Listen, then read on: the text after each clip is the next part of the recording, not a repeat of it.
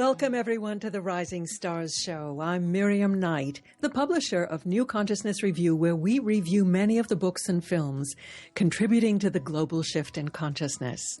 For the past 5 years on NCR Radio, I've been interviewing one author or filmmaker a week. Now, with the pace of awakening speeding up, here on Rising Stars, I can bring you 2 or 3 authors each show, especially indie authors who might not have had as many opportunities to be heard. While you may not resonate with all of the messages, I believe that you will find some gems among them that add a few pieces to the puzzle of who we are and all we can become. Now I'm very delighted to welcome our first guest, Elaine Lockhart. Elaine is a master intuitive healer, spiritual and executive coach, and empowerment expert, better known as the confidence and credibility alchemist and the supreme resourceress. She has learned through 40 years of experience and training that complete knowledge of self is the key to all successful transformation and healing. Her passion is to help others know, access, and use their innate powers to heal themselves and their lives, and to break free of their spiritual closet to easily share their true self with the world, getting the respect and recognition that they deserve. Elaine is also the author of 21 Ways to Ease Foot Pain, based on the information she has gathered on her personal healing journey. Welcome, Elaine. Well, thank you very much. It's a pleasure to be here. It's a delight to have you. Now, I am particularly intrigued by your title of Supreme Resourceress. Tell me what that means and how you got it. Well, it was given to me by a colleague. One of the earliest manifestations of my intuitive gifts was to be in the right place at the right time, to gather a piece of information that either I or someone else may have already let me know that they need or needed, or that I needed, or within usually sometimes hours, if not a couple of days, needed that information. And so I was always helping people in this way throughout my whole life, and just didn't realize that it was intuition until later on. And so that has helped very much in my coaching practice, because not only am I able to give a lot of resources and information that I've gathered through my years to people, but I've had an expansion of my intuitive gifts where I now am able to get from spirit, from the universe, explanations and give understandings to people when they're having certain experiences with their gifts that they don't understand what's going on. I just know. I don't know how I know, I just know. And I'm able to explain it to them. How did these intuitive gifts awaken in you, and what have you been doing to expand them? I have been training seriously since 1985, taking many, many classes, earning many certifications to build my gifts and develop them. How they came to be, I don't know. They were just always there. I don't even know when they started, other than this information gathering or resourceress type of a situation. And since I've become a coach, it's been like the floodgates have opened. One thing after another in terms of personal transformation and development and things occurring. It's been quite amazing, the experience. You know, it's interesting. You talk about being the confidence and credibility alchemist. And I think that transformation of developing confidence in yourself and having the belief that this is real is, way more than half the battle. Would you agree? Oh, I would most certainly agree. Yes, most definitely. And that particular title was given to me by some former girlfriends that I helped before I even knew what coaching was. It's just something I naturally did. And they said that's what I did for them in their businesses and in their lives. So what kinds of issues do people bring to you for your coaching help? I run across, I work with spirited entrepreneurs, light workers, and healers. So I run across a lot of individuals that have intuitive gifts. They don't understand them. They've grown up over the last sometimes 50, 60 years, depending on their age, and they've been told to shut them down, to not use them. They're wrong. They're evil. Be seen, not heard. All kinds of different things. Bullied. A lot of things have happened to them, and that's what I call being trapped in a spiritual closet. They've had all of this stuff aimed at them, and it's kept them locked in place, locked in this closet where they can't use or are afraid to use their natural gifts that they've been given. And being able to know and use everything that you are, that's your power. That's your personal power. That's where your confidence and your courage and your expertise comes from. And if you have a part of yourself like that locked away that's so very, very important, then you can't live a life that you want in the way you want to do it, or be as successful as you want to be in any business that you have. You're totally shutting off your greatest asset. Give us an example of how someone opened up to their gifts and what impact that had on their life. Okay, I'll go back to one of my original girlfriends that I originally helped before I even knew what I was doing. They were in a therapeutic type alternative medicine medical business, and they wanted to be able to use their intuitive gifts more with their clients. They felt uncomfortable putting it out there, so to speak. And they also wanted to be able to voice their beliefs more with their husband and their family and friends. And they were just terrified. They were afraid. Well, one thing that they didn't realize is they already were using the gifts more than they realized. I knew, and it was very obvious to me, that they were sensitive and intuitive, but they couldn't see it because it's something that was so natural to them they didn't realize they were doing it. So by our interaction and helping them to understand more about what was going on and giving them some encouragement to, try a few things. You don't have to put your heart out on your sleeve with everybody. You can say things certain ways and kind of feel people out to see just how far you can go. And through working with them and talking with them and giving some little tips and techniques that I had learned along the way, they came out of the closet. Their business took off. It doubled the next year. They were turning people away because they didn't have appointments on the calendar. And they developed a whole new different relationship with their family, which was quite nice to see. Mm. So basically you're holding up a mirror to them and showing them what they really are. Is that a common theme in what you do? Yes, it's a very common theme because we don't always know what we really know because it's second nature to us. We don't have that capacity to walk a mile in somebody else's shoes so that we have that internal guide to compare ourselves to other people. We have to rely on either what we see or what we're told, which is often very subjective and doesn't even apply to ourselves. So you really need to learn who you are. That's where that knowledge of self comes in. You have to know what you can do. You have to know your biology. Do you have any food allergies and things of that sort? You have to know your stamina. You have to know your likes and your dislikes, your strengths and weaknesses. All of this is part of your power. All this is part, as I said, your greatest asset. And if you're an entrepreneur, well, you are your business. And if anything happens to you, no matter what it is, internally, externally, physically, emotionally, spiritually, it affects your business. It sure does. So how do you get them to turn that switch of belief? They have to understand first.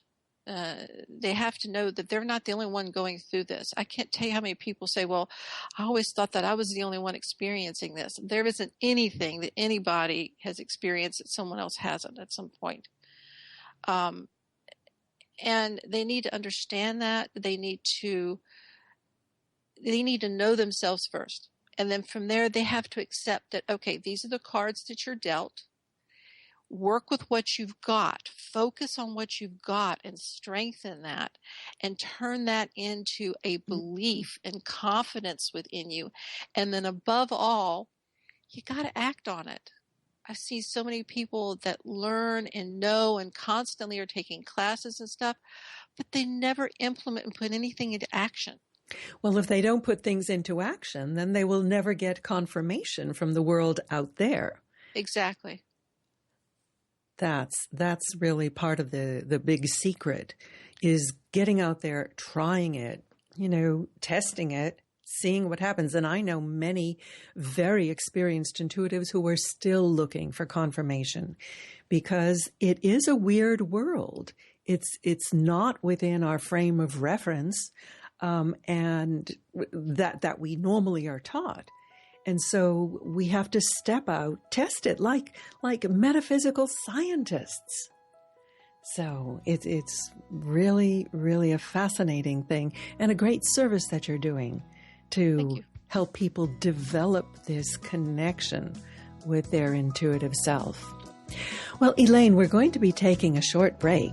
We are speaking with Elaine Lockhart, the Supreme Resourceress. Stay with us and we'll be right back. A conscious lifestyle for a mindful life. Om Times Radio. IOM FM. Imagine receiving healing, vibration-raising energy as you listen to the radio. Energy that flows effortlessly to you. Imagine exploring all things metaphysical, sharing in an ongoing adventure. Join me, Karen Smoot, along with my co-hosts Lisa Victorson and Wendy Weber for Immersion into Source every Wednesday, 8 p.m. Eastern Standard Time, right here on Om Radio. Being a radio host on IOM FM allows you to build your show on a rich platform with the power of the Internet to fulfill your outreach goals and connect with a very specialized and global online audience, unlimited by time and distance. Om Times Radio will provide you with web relevance, a recognizable conscious brand, and with the standard of excellence that has accompanied every single Om Times endeavor. Host your show with Om Times Radio Network. Om Times Magazine is one of the leading online content providers of positivity, wellness, and personal empowerment. A philanthropic organization, their net proceeds are funneled to support worldwide charity initiatives via Humanity Healing International. Through their commitment to creating community and providing conscious content, they aspire to uplift humanity on a global scale. Om Times, co-creating a more conscious lifestyle. Welcome to The Gathering Around My Kitchen Table on Equilarium FM, Wednesdays at 1 p.m. Eastern Standard Time. Join my guests as we integrate spirituality into everyday reality with vibrant conversations, inspired interviews, and my latest channeled guidance to inspire and brighten your day. I'm Claire Johnson, and together we'll be raising vibrations across the nations. Bringing you the best of the conscious minds in the world. Om Times Radio, your conscious lifestyle on steroids. And we are back with Elaine Lockhart, talking about her work as a confidence and credibility alchemist and supreme resourceress.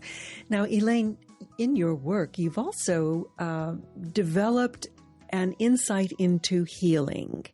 You went on your own journey to heal yourself, and you came out with some very interesting insights. Tell us about that. Well, I came from a family with a mother that was stricken with polio when I was 11 months old. And so I grew up with her in a wheelchair all the time. And she was my hero because she never let anything keep her from accomplishing whatever she set out to do. Very strong-willed woman and compassionate at the same time. So as I have gone through my decades of life, I've also developed some physical challenges, not as that extreme, thank goodness, but I work with them daily, and I've gathered a lot of information. There again, my resource was kicking in. I've gathered a lot of information over the years, and I freely give that to people to help them whenever I run across someone that could use something that I've been through before, or an experience, or a piece of information that may be of assistance to them. Now, an example of the information that you've gathered, you put into a book. Tell us about that. When I became a coach back in 2009, of course, this big thing, write a book, that's your business card. Well, English composition was my worst subject in school. I never really cared too much for writing, and I've developed more and more of a liking for it through the years. But I thought, what can I write about? And so to me, it was to write about something that I knew. And it was a sort of a first effort to really kind of cut my teeth. And I've dealt with some foot problems for 20 years, and something I knew very, very well. So I said, okay, let me put this out there, and maybe I can save someone else some time, effort, and certainly money in their search to get some comfort for their foot pain. And that's how I came up with the book, 21 Ways to Ease Foot Pain. So would you say that this book is intuitively inspired, or is it more in the physical world? I'd say more in the physical world, because it's a practical reference guide with a lot of practical information, because I tend to be a very practical person. I may be spiritual, but I'm also very practical. Intuitively inspired, I'd say probably so, in that I came up with the idea to do it. And when I did, a lot of aspects of the logistics of creating it kind of fell into place. So yes, I think there was some intuitive inspiration there, but it is a very practical book. So it is called 21 Ways to Heal Foot Pain? 21 Ways to Ease Foot Pain. Ease Foot Pain. And it's available where?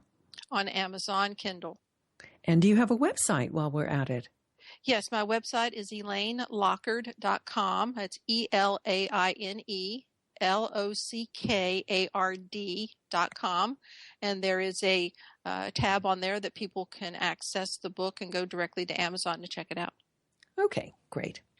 So getting back to the spiritual closet that we were talking about earlier, what is the ubiquity? How many people do you think are actually in a spiritual closet, and how do they go about breaking free from it?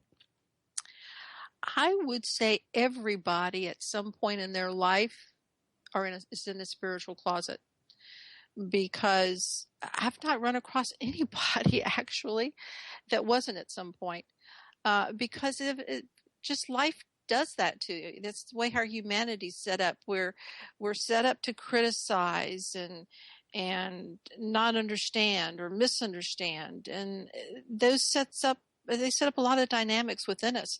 Now, realizing what caused this closet to appear, and then doing the internal work and development to overcome or transform whatever the causes and core issues are, is the way to get out of it. And I provide that outside objective viewpoint so that people don't get so stuck in those fears and doubts that come from misperceptions or misunderstandings or things that were aimed at them lots of times when they were children and didn't know what was going on, took things for what they appeared to be rather than what they really were. I remember hearing a wonderful talk by Julia Cameron at the New Age Trade Show. And she was saying, get over it, people. Paranormal is the new normal. Exactly. Exactly. This is the time of transformation. When I was born in 55, I'm 59 years old. I'll be 60 in October. And I've grown up through a lot of civil rights movements and everything else. And I have never had a time in my life that being intuitive and being sensitive and having that be accepted is more prevalent now than ever before. If a person feels that they're intuitive and have some gifts and they want to use them, they want to know how to, they want to get past all the judgments that they've had in their life, this is the time to do it because people get it. It used to be that mainstream Christian individuals never associated with psychics or intuitive people and vice versa because they didn't understand one another. That's no longer the case. I mean, Christian people are just as intuitive and are just as open-minded and everything's crossing over. It's all blending together and it's wonderful to see. Well, heavens, some of the greatest mystics in the world were Christians. Exactly. Saint Teresa, Thomas Merton. Jesus. Absolutely. You I can't remember get any higher than that. An article in the Wall Street Journal saying that in a survey of top business executives around the world, more than 50% of them admitted using their intuition, their intuitive gifts when making decisions. This is such an important asset to develop, and everybody has it. Everybody does. And my particular belief is that it came through our evolutionary development of where we developed from lower animal forms, and they naturally had instincts that guided them without them having to put any conscious thought to it. Those instincts, when we developed our brains, kind of got put to one side because our minds took over. Our egos and all of that took over. And so we still have those instincts, but it's our intuition is what they've developed into.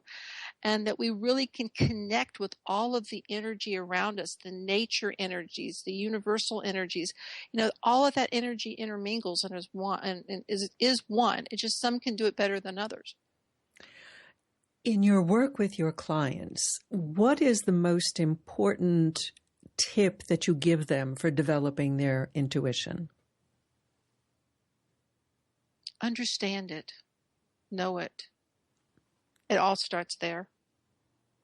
If you have a new computer, how can you make it work for you if you don't read the manual or follow the directions to even know how to turn it on? If you don't know something, if you don't understand it, then it can't work for you. So, what understanding are you giving them? What is the perspective or perception? A lot of the people that I work with don't understand their intuition. They don't understand how to use it. They don't understand what it means. They don't understand how they're getting the information. They just are so turned off to it based on everything else that they've been through that they just have no comprehension of the scope of what they can do. So how do you explain it to them? I try to explain a lot of things through analogy because it seems to resonate with people more so that they can understand it. And I teach them different tips and techniques to develop it and to access it more so that they can appreciate it. And can you give our listeners one tip or technique to take home? Yes, I'll give you a little practical exercise. It's really, really cool. Using your intuition, look at a rosebud, and you want a live rosebud, not an artificial one, and actually see yourself merging with the rosebud, becoming the rosebud. You are it. and just use your 5 senses, your touch, your taste, your smell, your hearing. Use all of those to really become fully aware of what it means to be that rosebud.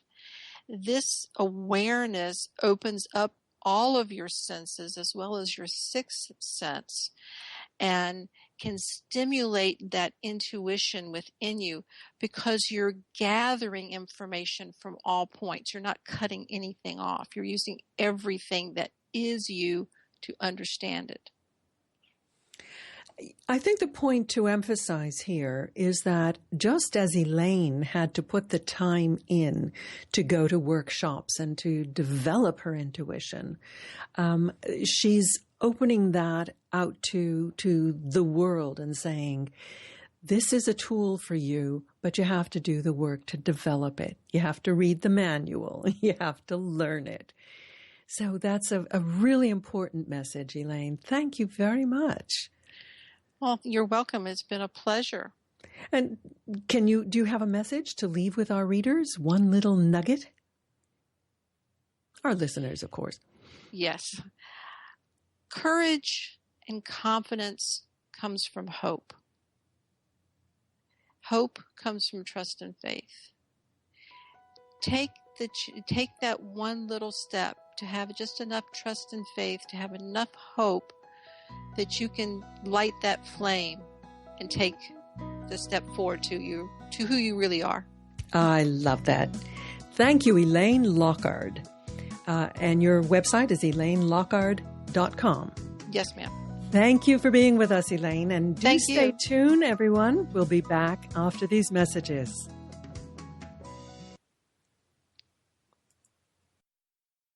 Feed your soul with Waves of Consciousness on Om Times Radio. Hi, my name is Monica and I'm the host of Co-Creating Now. Give yourself an opportunity to connect with your all-knowing higher self and manifest joy, love and peace together every Tuesday, 11 a.m. Eastern. Being a radio host on IOM FM allows you to build your show on a rich platform with the power of the internet to fulfill your outreach goals and connect with a very specialized and global online audience, unlimited by time and distance. Om Times Radio will provide you with web relevance, a recognizable conscious brand, and with the standard of excellence that has accompanied every single Om Times endeavor. Host your show with Om Times Radio Network. Have you ever wondered how to change your love paradigm? The secret key is finding a love partnership, not just a regular connection. How do you find these? Through conscious relationships. Ascending Hearts Dating is a dating site for people like you that believes in second chances and a different type of spiritual connection. Try Ascending Hearts for free today at ascendinghearts.com and change your love paradigm. Ascending Hearts, the premier dating community for the spiritually awake. If you remember living fearlessly, joyfully, and in a world filled with adventure, happiness, pleasure, and unbridled living, then this show is for you. Join me, Dame Nicole Brandon, as I bring you the world's top experts in wealth, creativity, flow, seat-edging technology, space, wellness, health, love, lust, and passion, all merging together each week here at the Hub of Happiness. Mondays at 6 p.m. Pacific Time and 9 p.m. Eastern Time on Passionate Living, where you can ride on the magic carpet ride of living and learn how to lead a passionately wild, exciting, and outrageously amazing life. Bringing a more conscious lifestyle to your world. Om Times Radio. IOM FM. And we are back with our next guest, Christy Jenkins. Welcome, Christy. Hi. Hi there. Now listen, Christy is the author and illustrator of numerous publications for both children and adults. She's a professional information specialist and an artist with degrees in library science, music, web design, and applied technology. She also has a strong academic background in human behavior. Now, Christy has also served as a professional reviewer of children's Spanish language material, and her writings ask that we find greater compassion, humor, and acceptance of life. Since 2011, Christy has also been a channel of Gaia. The messages are published monthly in the Sedona Journal of Emergence and are also available on Christy's blog. So, Christy, tell us about this conversion to becoming a channel. How did that happen? I had gone through a lot of just introspection and had looked at a number of different life views, and it came to the point where I had basically just decided to be of service to all that is. And then after I made that commitment, then I started hearing. I could hear much more easily than I'd heard before. And Gaia approached me and asked me if I would be willing to channel her. And when she did, I was a little bit reluctant, and I asked her, well, what would that mean if I do that? And I heard and also felt a very strong, loving message with that told me that my life would never be the same from that point on. And so I agreed to do that for her and with her. And it's been a wonderful experience. That was a real shift from your upbringing as a 5-generation Mormon. Tell us how you made that kind of internal spiritual transition. It was a rough one, let me tell you. But it was also a natural part of my journey. I left the Mormon Church ultimately because I trusted my soul's higher wisdom. And at the time, it was one of the most terrifying and stressful things that I had ever done in my life, because I was still afraid that I was going against what I had been taught, and there was some truth to what I was taught. The religion promised that if I kept the commandments and followed multiple rules, that I would be happy. And after serving a full-time mission for the church and working my tail off to do my church jobs and to be a good Mormon, I took a realistic inventory of my life, and I realized that I wasn't happy. And the unrest continued to grow, but I was determined to stick it out. And after I started to take some classes in library school about the controversial literature of Mormonism, I saw that there were a lot of discrepancies between what really happened in the early days of the church and what was being taught as the current thing. That I'm not saying the current orthodoxy. Yeah. Yes, thank you. And so what happened to change all of that was that on the south end of campus, there's a nature park with a small stream running through it. And it was a place that I just loved to go and just kind of do like a meditation on my way home from class. And on that particular day, I was having a really bad self-esteem moment. And I stood under a fir tree and threw out the rhetorical question to God, which I did frequently. And I didn't expect an answer at all. And to my surprise, when I posed the question, I felt a wave. I felt a wave of warm energy enter my crown, and it filled my entire body with a loving energy, where I knew that every bit of me was loved unconditionally and without measure. And I heard the words, "Because you are good."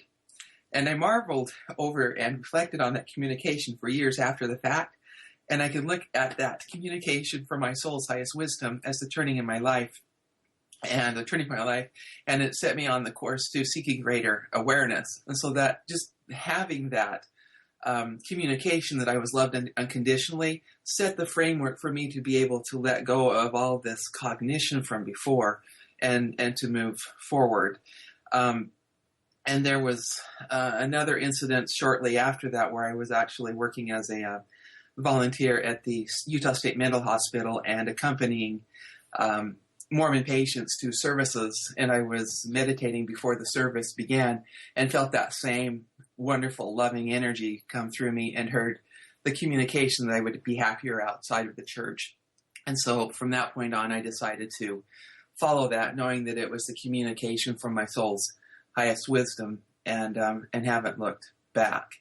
Isn't it astonishing that so many religions are built on the notion of guilt and sin, and you're not good enough, and you will displease God, And the antithesis is what everyone who is awakening now is feeling, that we are loved unconditionally, that we are perfect as we are, that we have to accept ourselves.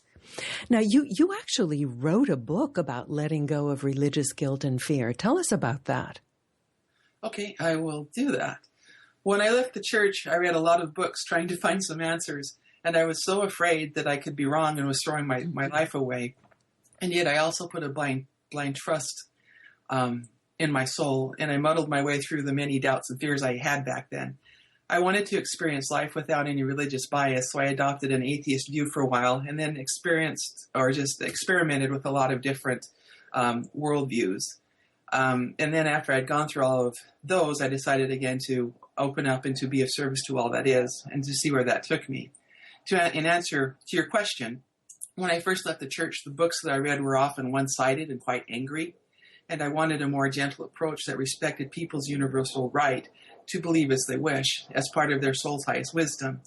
When you can look at life from that perspective, it doesn't really matter what a person believes in this life, because they are right where they need to be to learn the lessons from that their soul is helping them to learn. Otherwise, they would have made different choices and be in a different place. And it's silly to point a finger at another person and say you're wrong, when really we are all on this earth together learning similar lessons in our own way, but in different cultural environments. I wanted a book that gave hands-on tools to people to understand how the brain works and to take a look at the other side of Christian history, but to also allow the respect that everyone deserves in living life however they choose to live it. I couldn't find a book out there that did that, so I decided to write one, hoping that it might help some people. So my book is not angry at all, and it does not assume that what I have to say is the only way to see life, and that's far from it. The book asks that people live compassionately in their pursuit of their own authentic truth, whatever that might be. The book also offers tips on how to maintain a loving and self-empowered and compassionate focus, especially when family members may not be so loving, or during holidays, which can be particularly difficult for those who have stepped away from the Christian faith. Yeah. Do you think that the book will appeal to people who have left other mainstream Christian churches? Yes, I do. And let me tell you the reason why. I debated about disclosing that element exactly because it might influence people to not read the book. As a note, Mormons do believe in Jesus as their Savior. They just flavor him a bit differently. But religious differences are left for another venue, and I don't discuss them at all in my book. However, the reason that this book does appeal to people who are not Mormons is because it addresses the strong and often overwhelming emotions that well up when we let go of a belief system. The human brain likes safety and predictability, and to suddenly disrupt the very idea that have built on one's worldview can be very disruptive to one's cognitive function, and also it increases stress. This book discusses how the brain learns using research-based evidence from neuroscience, and it has only been in the last 15 years or so where brain imaging has allowed scientists to see what parts of the brain light up when people think. It's a fascinating subject and is offering answers to why we do things the way we do. Religions have been very good at taking what happens naturally in the brain and as natural human development and then ascribing it to God, when in reality our biology in our formative years at least primarily determines our beliefs. For example, our churches may have taught us that because God blesses Christians more than other people, that we are privileged to have been raised in the Christian faith. Brain research does not support this logic so much. Our brains are like sponges, especially in our formative years, that absorb the beliefs found in our families and communities. Additionally, our brains predispose us to see ourselves and our groups as right and more deserving of life's favor than those who really do not believe like us. Yeah. And in fact, the marvelous Dr. Bruce Lipton has written a book years ago called The Biology of Belief. And it's not just during our formative years that our beliefs influence our biology. It's throughout our lives. There's the whole science of epigenetics that you're hinting at in what you were just discussing. Tell us the name of your book, Christy. It's called Closing the Chapel Doors, A Guide to Letting Go of Religious Guilt and Fear. And is that available on Amazon? Yes. And tell us your website if people want to follow up on you. I've got a number of them.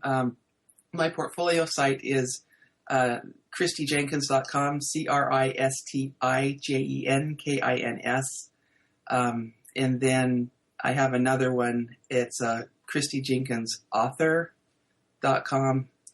I think, I wasn't prepared to give you the website address on this.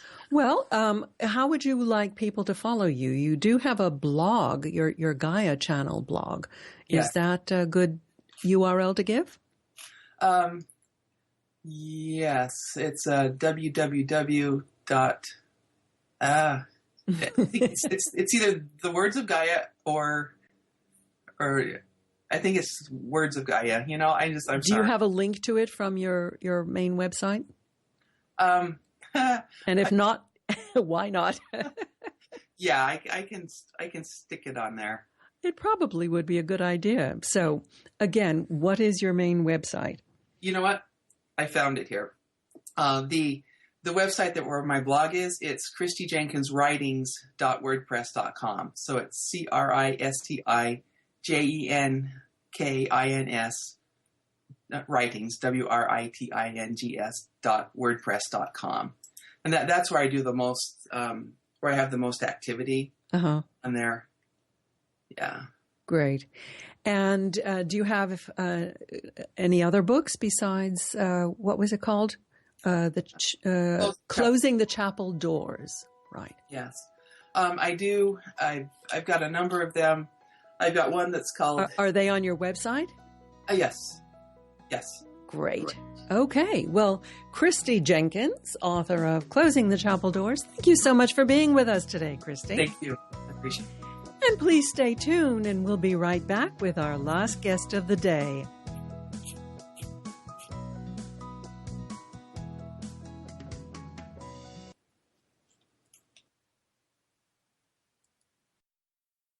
The best of holistic, spiritual, and conscious world. Om Times Radio. IOM FM.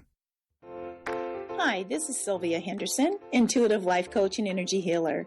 Are you ready to elevate and rise way above your normal? Be sure to listen to my show, Intuitive Transformations, on Om Times Radio, Sunday evenings at 9 p.m. Eastern. Get the inspiration you need to transform your life. Host your show on IOM FM, the radio network of Om Times Media, one of the more recognized brand names in the conscious community, and is backed by the extensive marketing reach of Om Times. Hosting a show on IOM FM immediately connects you with our extensive dedicated community.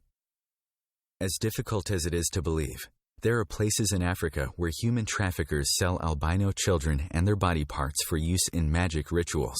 Humanity Healing International is actively working in Uganda to change this paradigm. The Albino Rescue Project finds albino children who are at risk and places them in safe schools and environments where they can learn and grow free from fear. To learn more or to sponsor a child, visit humanityhealing.org. Humanity Healing is where your heart is.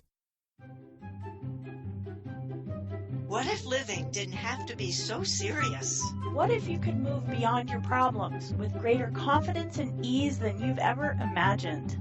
Throw your labels out the window and join the Irreverent Therapist for practical tips and a very different way of approaching the changes you would like to create. Marilyn Bradford and Pam Hodling have empowered hundreds of people to come out of self-judgment, quit looking to experts, and begin to create the lives they desire. Join us Wednesdays at 7 p.m. Eastern on the Irreverent Therapist Show. The future of Internet radio is here. Om Times Radio. IOM FM.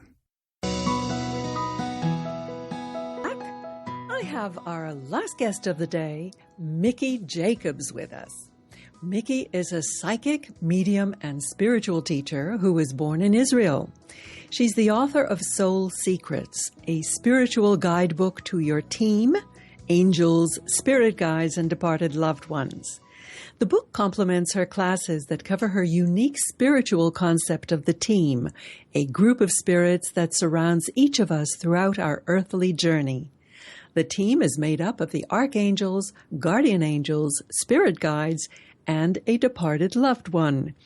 In her work as a psychic medium, Mickey has given hundreds of readings to clients around the world. She also presents workshops, lectures, and group readings in the U.S. and Israel. And her website is mickeijacobs.com. Welcome, Mickey. Thank you, Miriam. Thanks for inviting me. It's lovely being here. Well, I really enjoyed looking through your book, Soul Secrets. I find that the concept of the team is quite intriguing. Tell us about that. Sure. You know, when I started channeling spirit, which was later in life, I was in my early 30s, I first channeled the Archangel Michael, and then I got introduced by spirit guides and my two guardian angels. And as I kind of start, working with people, I realized that when they come to me, they kind of have their own same type of group of spirits. So over the years, I, teach people the lovely concept that we all have that same type of, meaning the amount can vary, but we all have guardian angel, archangel, spirit guide, departed. And it's so lovely, Miriam, because each one have their own unique purpose in our life, meaning they help us in completely different ways. And, planet Earth is so harsh, we're lonely at times and scattered, and I just decided to call them a team, which is kind of cute and catchy because people now call me, can I check with my team? So I just kind of stick with the name, the team. And yeah, so essentially it's mean that when we arrive to this planet to incarnate into a physical body, we have that team of group of spirit that never, ever leave us. Well, so many people in Western society, in the world, feel alone and abandoned, feel that they are facing their problems with no help from anywhere. So the idea of there being a team there can be very difficult for them to accept. How do you actually get in contact? How do you get to believing that you do have this team available to you? Sure. First I tell people is you need to be open to the concept of spirits, of course. If your mind is closed and think too much, which we often do as a species, then it doesn't, I can teach from now until 2017. And if the mind closed, no, we're alone, or perhaps sometimes mixed with rigid beliefs of religion. So first and foremost, stay open to the concept of the continuation of the soul behind the death of the physical body, that indeed this is just a school-like planet. We come here for whatever amount of years we need to grow and then go back home to the spirit world. So first and foremost was to be open.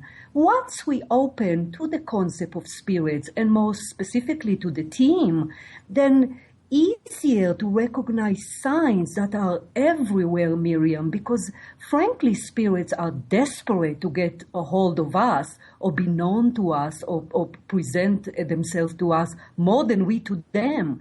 So once we open to the concept, then we can recognize there's so many beautiful signs, obvious signs that each one of our team member give us. Now, other than that, of course, we cannot just say I believe in spirit and okay, where are my signs? That's why I wrote the book, because I taught myself how to channel later in life. First of all, the lesson is that if I do it, Miriam can do it, and all people can do it. I know that sometimes people are debate that concept because I have colleague mediums that say, no, you got a born with it, No, we all have the higher self, the soul within the body. We can sharpen that sixth sense, the intuition, which is a system in which we can use to communicate with spirits. Obviously, we want to do it. A lot of people are not interested in doing it. But when you open to the concept, want to do it, respect spirits, love the Creator first and foremost, of course, then you have to work on your mind, body, spirit in a nutshell.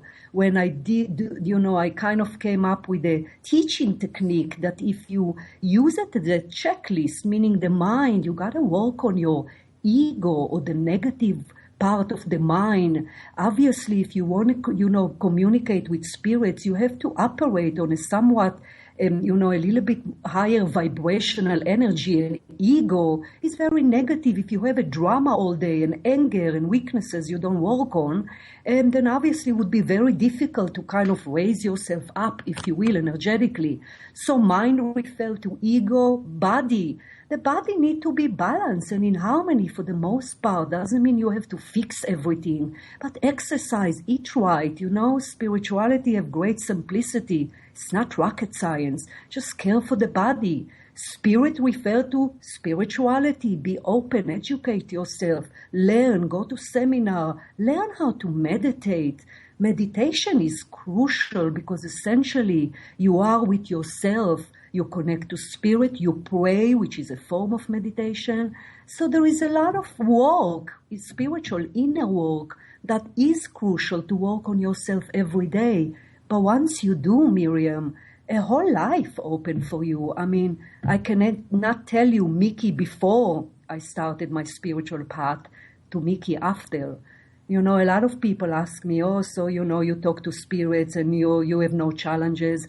Of course not. There are no shortcuts. We are here to learn and grow.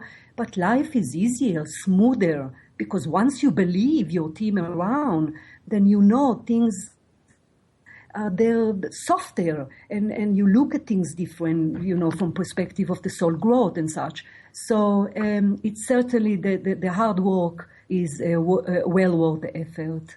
So you can ask them for help in making decisions. And you just listen for the signs or look for the signs?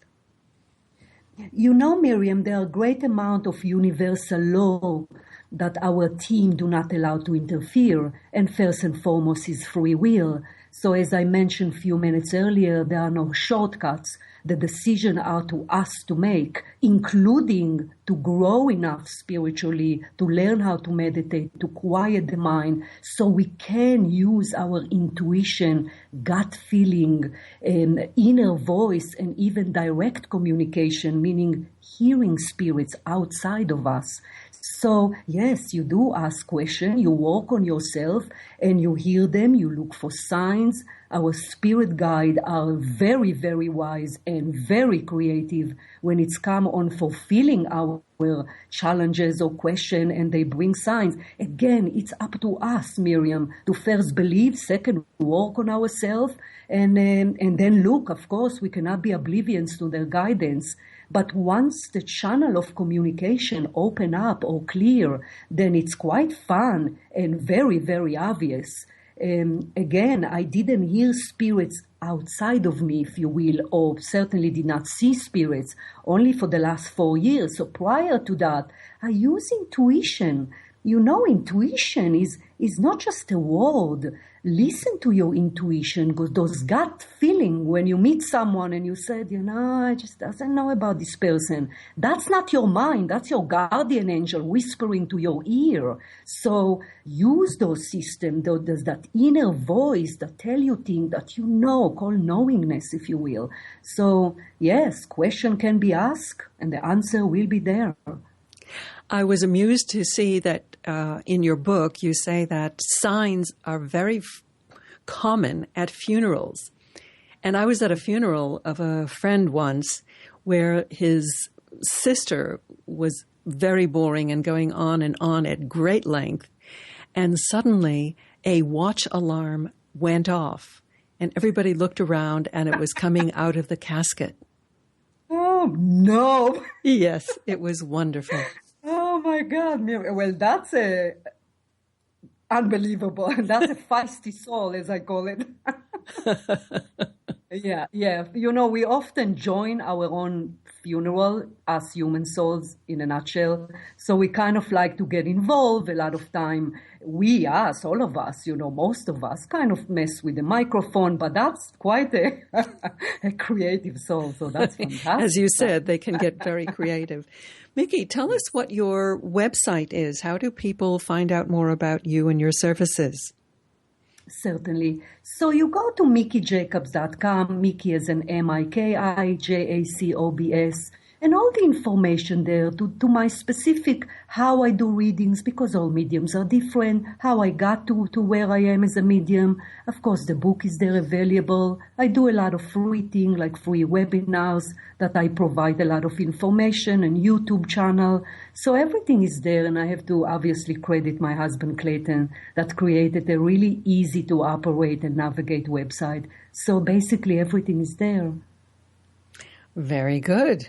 Well, Mickey, do you have a parting message for our listeners? Just to believe in your team, just kind of like contact them. You know, they really, really like it. Angels are childlike beings in a way that they always appreciate when we buy like chains and picture of them, put it on our, desktop, and believe in it and do the necessary work. Even if you walk to the door a little bit, meaning be a little proactive about communicate with them, they'll pick up the slack and start showing you sign to get you excited. So go for it. I did it. You can do it too. Well, you heard from Mickey Jacobs, author of Soul Secrets. MickeyJacobs.com. Thank you, Mickey. Thank you, Miriam. Thank you.